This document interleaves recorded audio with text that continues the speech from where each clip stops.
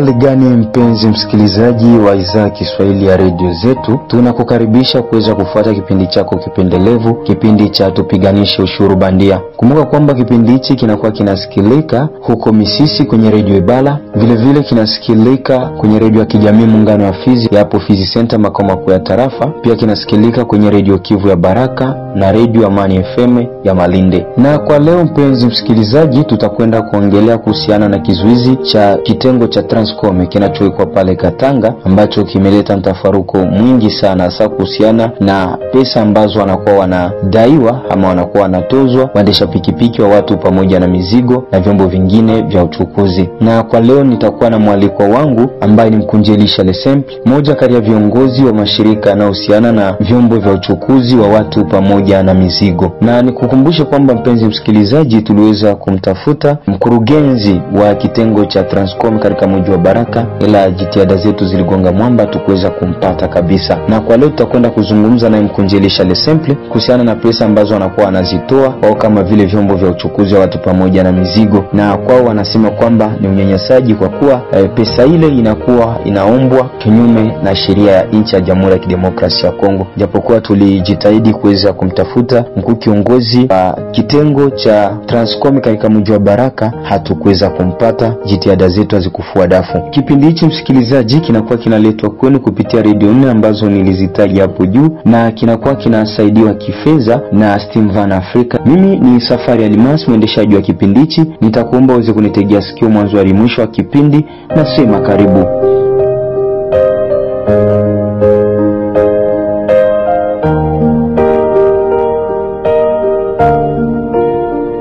Na asante sana mpenzi msikilizaji wa idhaa Kiswahili ya Radio Kivu. Kama nilivyokuambia kwamba kipindi hichi kinakuwa kinapita katika Radio Kivu Baraka, kinapita vile vile Radio Amani FM ya Malinde, vile vile kinapita kwenye Radio Ibala ya Misisi, na kinapita kwenye radio ya kijamii Muungano wa Fizi ambayo inapatikana huko Fizi makao makuu ya tarafa la Fizi. Na kama hivyo kujuza, tuna mwaliko hapa ambaye ni mkuu kiongozi wa shirika la uchukuzi wa watu pamoja na mizigo Asipromoveteski jimboni Kivu Kusini, ambao makao yake makuu yanapatikana hapa Baraka. Na labda watu wangependa kujua, kwa kuwa mnakuwa mnalalama sana kuhusiana na kamba ambayo inakuwa inawekwa na kitengo cha Transcom. Kweli mna uhakika kwamba kamba ile inakuwa inawekwa? Ndio ndugu mtangazaji, tuna uhakika kwamba kamba iliwekwa, na tulifika kwenyewe sisi tukaona, tukajionea wajao wa Transcom tukawakuta wako pale.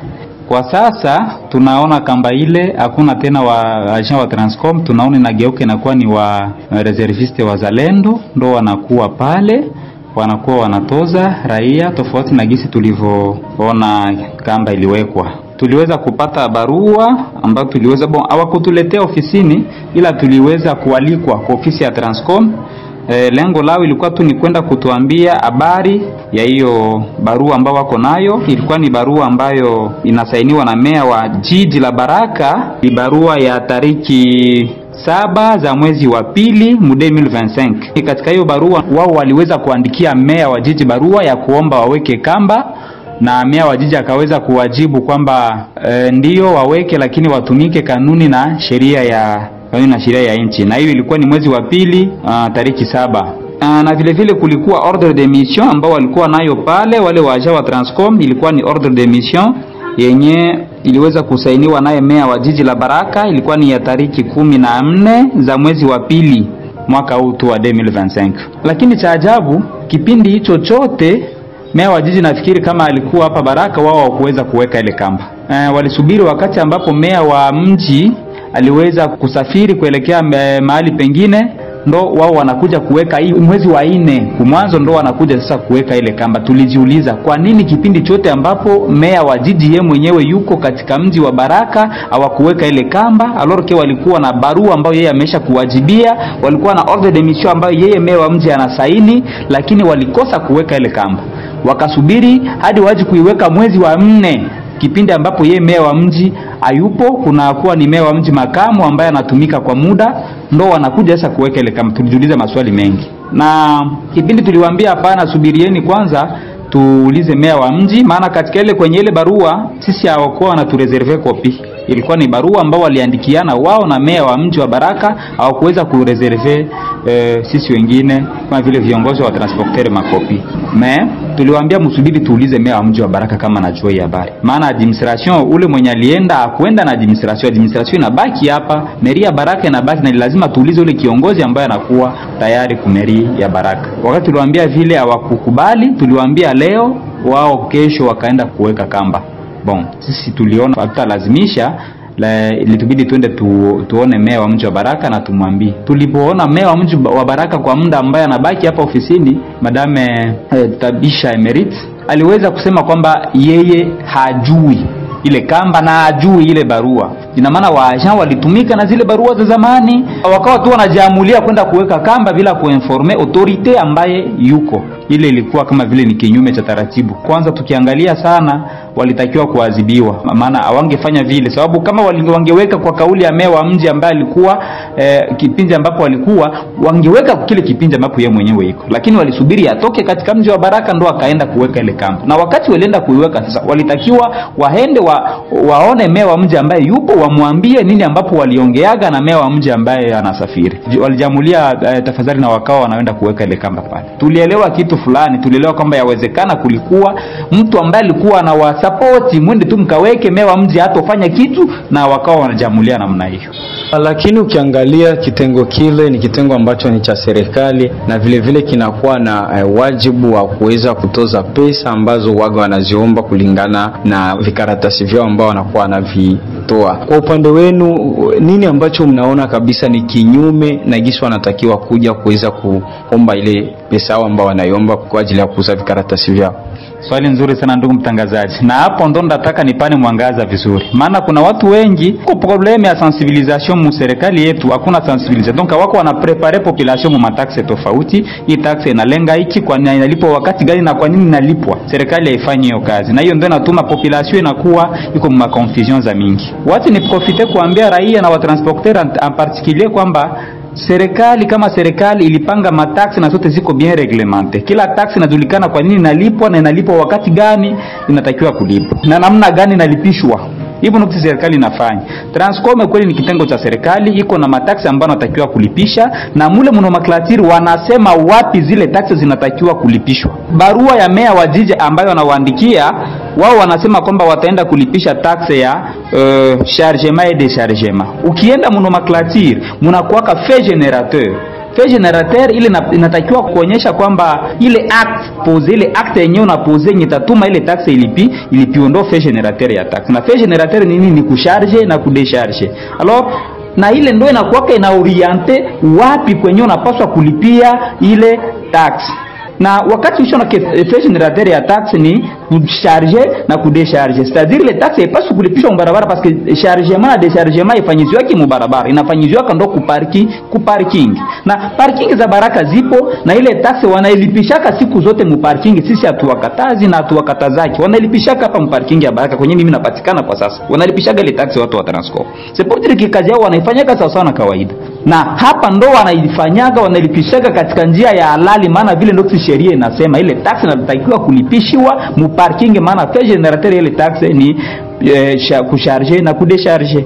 Lakini wao pia kwenda kuiweka mubarabara, kwenda kuweka barriere, ile ni tracasserie tu ndo walitafuta kufanya, na ile ni violation ya sheria, parce que walianza kuilipisha kinyume na taratibu. Ile taxe haisemekane kwamba wanatakiwa kwenda kuilipisha mu parking, mubarabara, kuweka kamba. Hapana, hawapaswi kuweka vile. Katika nchi yenye sheria inatumika vizuri, walitakiwa wote kufungwa, maana walifanya vitu wenyewe viko en violation na sheria ya nchi, en violation. Donc walivioler procedures normales ya perception ile tax yenye walikwenda kulipisha mubarabara. Lakini walitaka tu kudanganya watu kwamba kila ambacho wanafanya ndio sheria, lakini sio vile. Parking ziko, wakuje kuparking walipisha. Kama kuko mashargement zingine zinafanyika kuporo, atuwakatazi waende kuporwa, walipishe mashargement, na atuwakatazaki na wanalipishaka. Kwa nini waende kuweka kamba mubarabara? Donc hawana sheria hata moja kwenda kuweka kamba mbarabara. Tulielewa bien que walikuwa na intention nyingine na iko ya kulipisha taksi ya serikali. Aussi kama wanaanza sema kile ilikuwa walipenda wafanye recouvrement forcé, tuseme vile. Haiko ile service ya Transcom ndio inapaswa kufanya recouvrement forcé. Zile pesa zote serikali inaorganize namna gani pesa zake zinapaswa kumfikia. Serikali ya jimbo iko na regie financier ambayo ni DPMR. Ni DPMR ndio inapaswa kukusanya makuta yote ya serikali.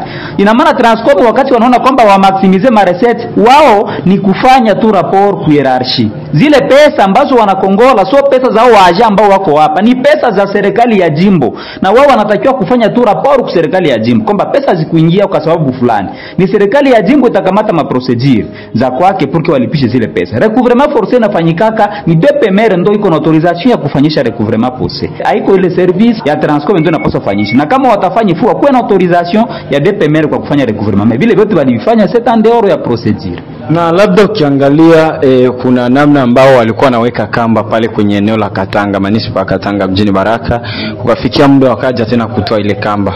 Kwa sasa inasemekana kama wazalendo ndio ambao wako pale. Kwa nini nyinyi muendelee kusema na japokuwa si wao tena watu wa Transcom ndio ambao wanaendelea kuweka kamba? Ndio maana nilisema toka mwanzoni kwamba walikuwa na intention nyingine, na tena nikasema kwamba yawezekana kuna watu ambao walikuwa wanawaambia mwende tu muweke, meya wa jiji hatofanya kitu, na ndio maana walikwenda kuweka ile kamba bila kuambia hata meya wa jiji ya Baraka. Ina maana walijua kwamba wataweka na kuna watu ambao wanawasupport.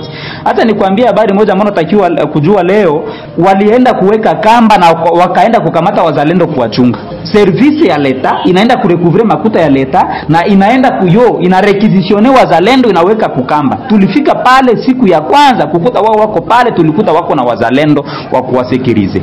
Ile yote ambao walifanya meya wa jiji la Baraka ajui. Donc wao walienda kuweka kamba bila meya wa jiji la Baraka kujua, na wakaenda kurequisitionner wazalendo wao tu. Le chef de bureau wa Transcom akaenda kurequisitionner wazalendo. Ni vitu vyenye haviko mkompetence yake. Yeye hawezi kurequisitionner force de l'ordre juu imusekirize.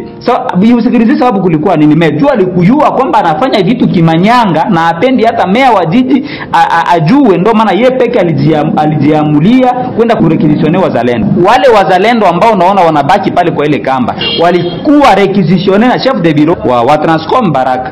Voilà pourquoi niko naendelea kusema kama hadi sasa ile kamba yenyewe iko pale Katanga pale kukanisa ya Katoliki. Paka saa hii mimi naendelea kureconnect ni kamba ya service ya Transcom ambapo wanaupatia wazalendo waikale juu akuba na gavana ile makuta. Juu ya nini mimi nasema vile? Parce que wao ndio walienda kurequisitionner wale wazalendo wakawaweka pale. Ile eneo ilikuwa na hakuna siku yenyewe wazalendo walienda kuweka kamba pale. Wale wazalendo walikuwa wanashindwa na kuweka. Si wangeweka wangependa. Lakini wao walikuwa wanaweka ile kamba pale. Transcom iliweka kamba ikienda kurequisitionner wazalendo, walapo kwa wazalendo walibakia kwa ile kamba. Donc paka saa hii naelewa kuko akoro zenyewe ziko kati ya Transcom na wazalendo porque ile kamba iendelee kukua pale. Na kama uliona ilitoka kwa siku moja, ni meya wa mji wa Baraka kwa muda Madame Tabisha Emerit ndo alijitahidi sana kulazimisha ile kamba itoke, na ndio uliona ilitoka kwanza kwa muda wa siku moja, kwa vile tena ikaja kurudishwa. Na baada ya hiyo kurudishwa, ina maana ni wao ndio waliongea na wazalendo ile kamba iweze kurudia.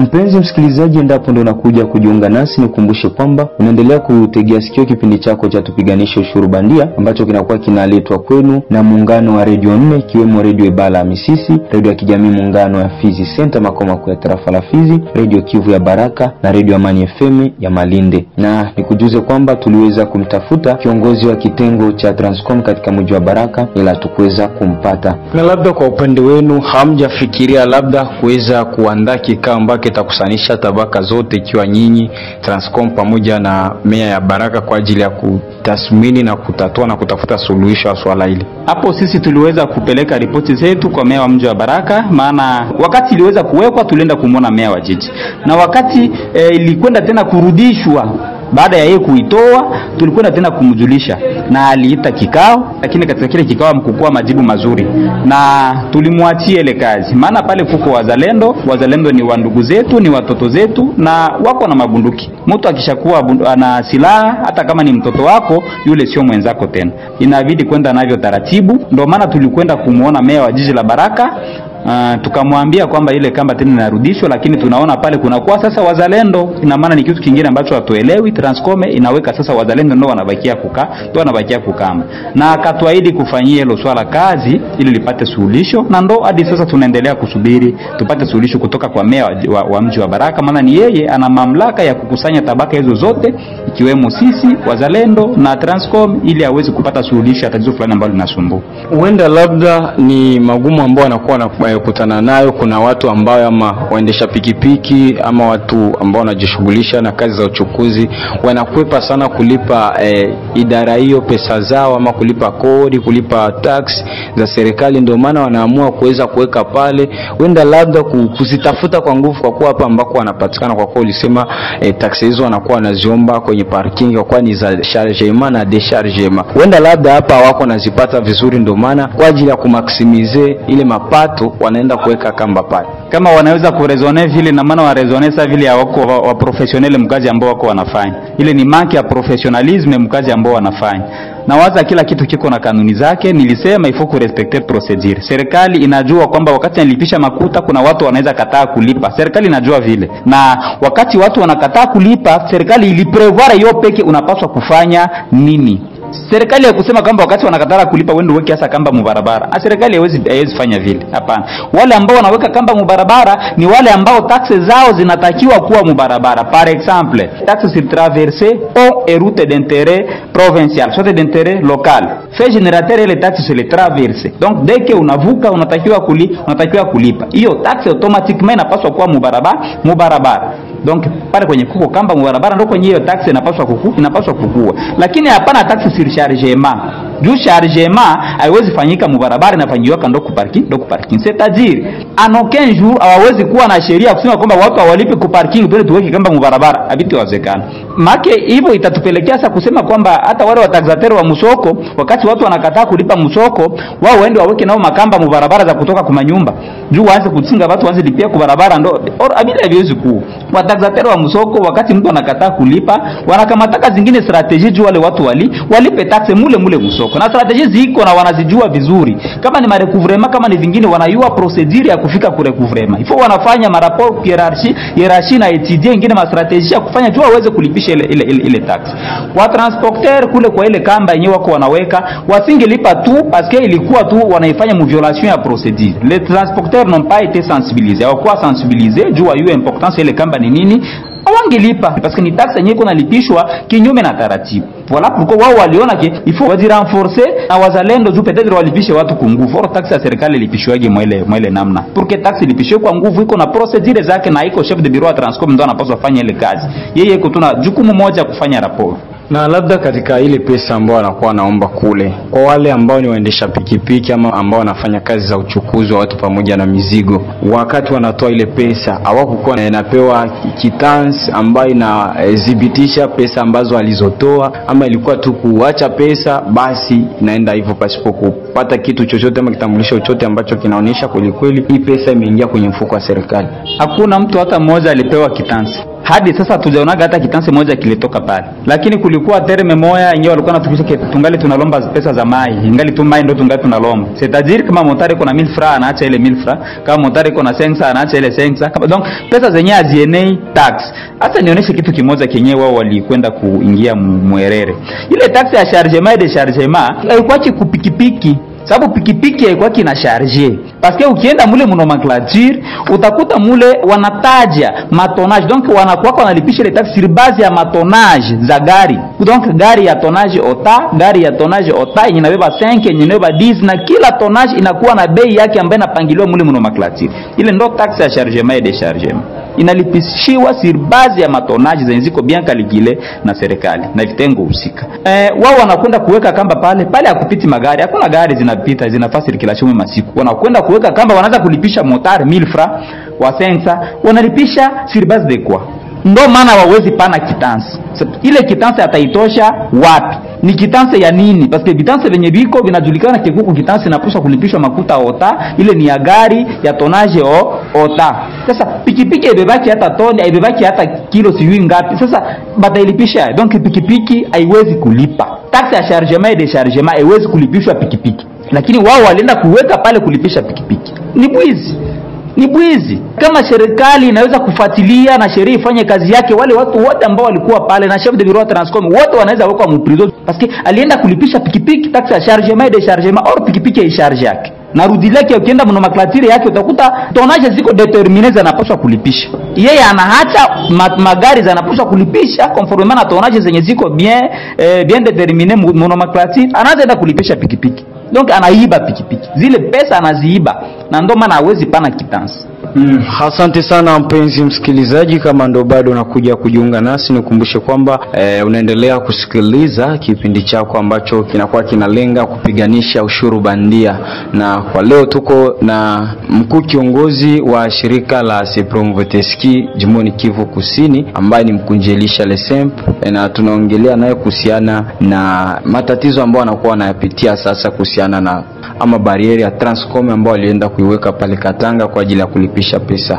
Na nikumbushe kwamba kipindi hicho unakuwa unakipata kwenye Radio Kivu, vile vile unakipata kwenye Radio Amani FM hapo Malinde, unakipata kwenye Radio ya kijamii Muungano wa Fizi hapo Fizi, center makao makuu ya tarafa, vile vile unakipata kwenye Radio Ibala ya huko Misisi. Na uenda labda katika hali hiyo ambayo hivyo vyote vinatokea, wanakuwa wanaomba pesa ambayo wawapi vitambulisho ambavyo vinaruhusu ama vinaonesha kweli pesa ile inaingia kwenye mfuko wa serikali. Hamjawahi kuweza kutathmini jambo hilo wakati mwendesha pikipiki ama mtu yoyote ambaye anafanya kazi za uchukuzi analipa pesa yake afu apewi kitambulisho ambacho kinamuonesha ama resi ambayo inaonesha analipa ile pesa?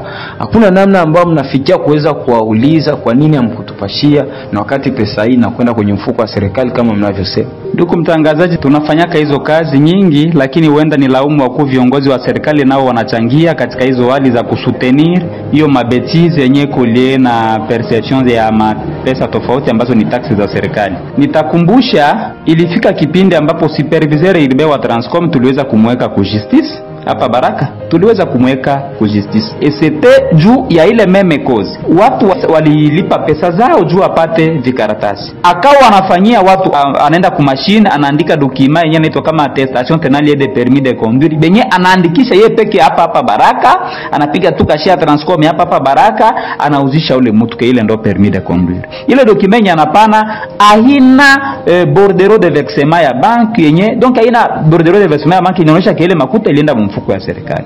Wakati alifanya vile, na sio motare umoya wala transportere umoya, walikuwa zaidi ya 500 ambao walipewa dokima dhaifu. Na paka leo zile dokima banazipanaka, anaenda tu ku secretariat anaandikisha attestation tenale de permis de conduire, no poste no nini, kisha anapiga kashi yake huko tena anasinye chef de bureau wa Transcom. Hakuna de bordereau de versement ya bank, hakuna nini. Donc hakuna justification yote inamaanisha zile pesa zilienda mfuko wa serikali. Wakati tulikuja kugundua ile problem, sisi tulienda directement, tulifanya plainte officielle, tuliandika plainte tukafanya, na akakuja kufungwa. Alikuja kufungwa, wakamweka mprizo epi wakamwacha. Walimuacha alikala mprizo kama zaidi ya ini semene, bakaona nini, bakamlibere. Na baada ya kumlibere paka saa ina kuambia pale ku service ya Transcom no selema Baraka mena mufizi yote zile probleme ziko paka sai, na ziko wala baadhi ya transporter ya Baraka na tarafa la Fizi kwa jumla. Donc kushindwa kukua na tabia ya kukua nordre vis-a-vis na magazine za leta, wanashindwa na kuuza vikaratasi. Maana wakati wanaenda kununua vikaratasi madokima ku serikali, wanatoa zile madokima zenyewe zina mabordereau de versement ya bank, alors que tuko na Kadeko na makuta ya serikali iko loge mule mu banki ya Kadeko pour dire que wanapaswa kwenda pale na wanapata bordereau de versement, lakini hawafanyi vile. C'est qui veut dire que zile pesa wanazikula kisha wanapana vikaratasi ambazo wanaimprime wenyewe hapa Baraka, alors que vile vikaratasi havina msaada wowote ule kwa transporter. Donc hapa Baraka maservice za barabara nyingi zinatumia njia ya wizi kwa kula pesa za watransporter, na hiyo inafanya watransporter wanakuwa wanashindwa na kukua en ordre na maexigence za leta, notamment mu probleme za kuuza madokima yenye inawapermettre kutumika mu barabara. Na tulishaka kufanya kufanya ma declaration, tulishaka kudenonce mueneo tofauti, mpaka saa hii sioni changement. Kukosa ukosefu wa changement unatokea pale ambapo wale watu hawako wanakuwa sanctionne, hawako wanaadhibiwa na sheria kama jinsi inatakiwa kuwa. Ndio maana wengine wanaendelea tu kujikomporte vile. Ukienda pale ku Transcom sasa ulize permis wanazitosha wapi? Hakuna. Bana ni vile makaratasi ndio bako wanaimprime pale, hakuna bordereau de versement wanakupatia. Aseme ndio permis de conduire. Sasa zile pesa zilienda wapi? Walikula. Bon, kuko aussi procedure nyingine yenyewe bako wanakuwa amo, utakuta anakuambia bondovi tunataka enda ordonnance makuta. Tunaenda ku DPMR, utie kama 10,000 ya ordonnancement. Mie nilipe taxe ya leta, wewe leta pour ordonnance makuta yako ifote na mimi nilipe 10,000 francs congolais. Ile yote ni bwizi. Na ile yote kuna kuwa ala base ya wa transporteur kushindwa na kukua en ordre, kushindwa na kulipa mataxi, donc kuuza madokima ya serikali. Ni ile yote kuna kuwa ala base. Wala kwa transporteur baada ya kuchoka vile wako wanaona ifo anze tumika vile, wenda wanajaranje nao mutere. Ukienda kule kumakamba kwenye kuko logema service zaidi ya kenda zaidi ya nini? Hakuna service hata moja nyingine paraka kitanse kwa transporteur. Ile service haiko. Basha kwa na arrangement zao zimoya pale ke unaacha 2,000 francs mu service zote. Unaacha 3,000 francs mu service zote. Pale utapewa tax ya service gani sasa? Hakuna. C'est pour dire que pesa za transporteur mu barabara ziko zinaibiwa. Azifikake mu serikali. Ni bongo.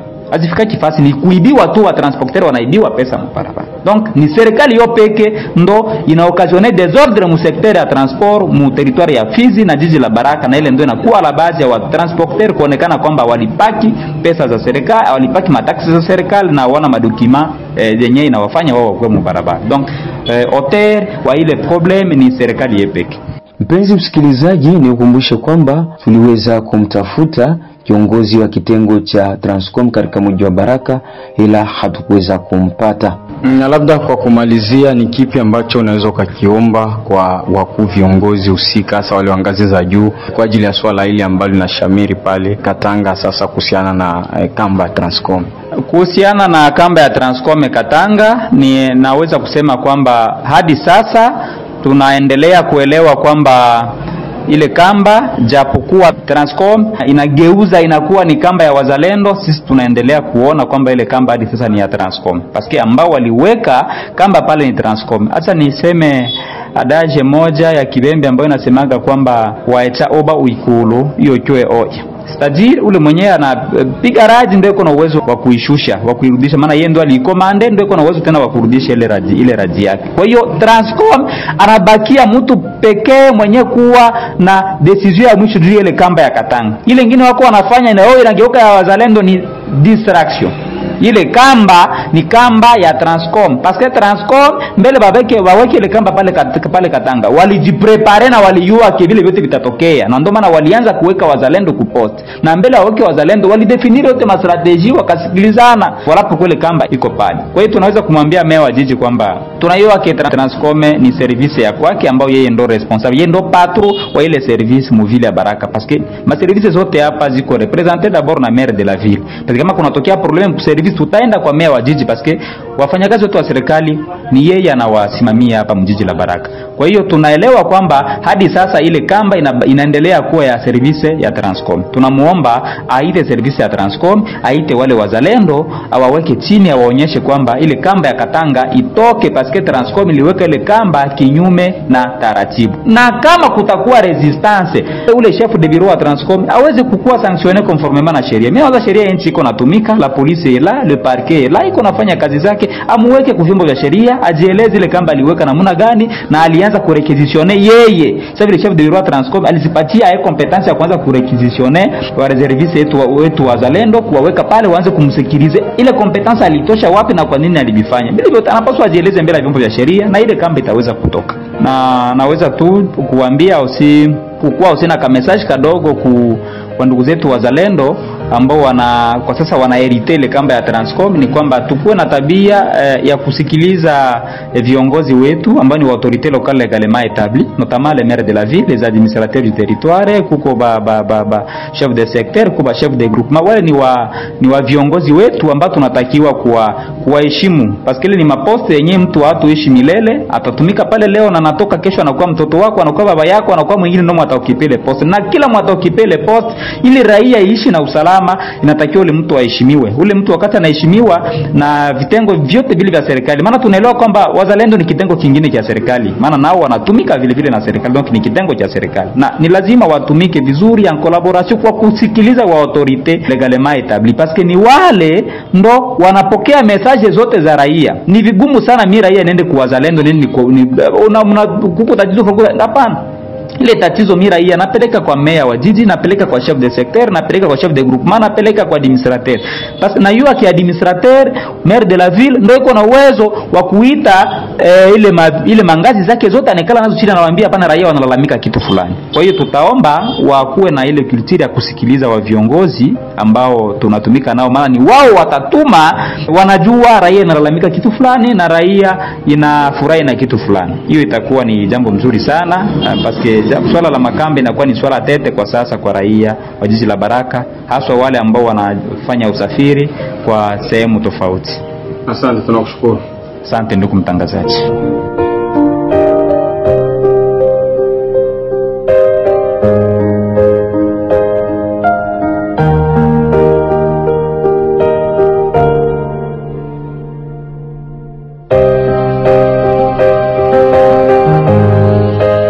Mpenzi msikilizaji, hadi hapo ndipo tumefika mwisho wa kipindi chetu kwa siku ya leo. Uliweza kunufaika na mambo mengi ambayo tuliyaongelea sasa kuhusiana na unyanyasaji ambao unakuwa unafanywa kwa waendesha pikipiki wa watu pamoja na mizigo na vyombo vingine vya uchukuzi. Na kwa leo tulikuwa na mwalikwa wetu ambaye ni Mkunjelisha Lesemp, mmoja kati ya viongozi wa shirika zinazohusiana na uchukuzi wa watu pamoja na mizigo. Na kumbuka kwamba kipindi hichi kinakuwa kinaletwa kwenu kupitia muungano wa Radio 4 ikiwemo Radio Ebala ya Misisi, Radio ya kijamii muungano ya Fizi Center, Radio Kivu ya Baraka na Radio Amani FM ya Malindi, huku kikizaminiwa kifedha na Steven Africa. Mwendeshaji wa kipindi hichi alikuwa ni mimi Safari Almas. Sina la ziada na kuaga nikisema bye bye.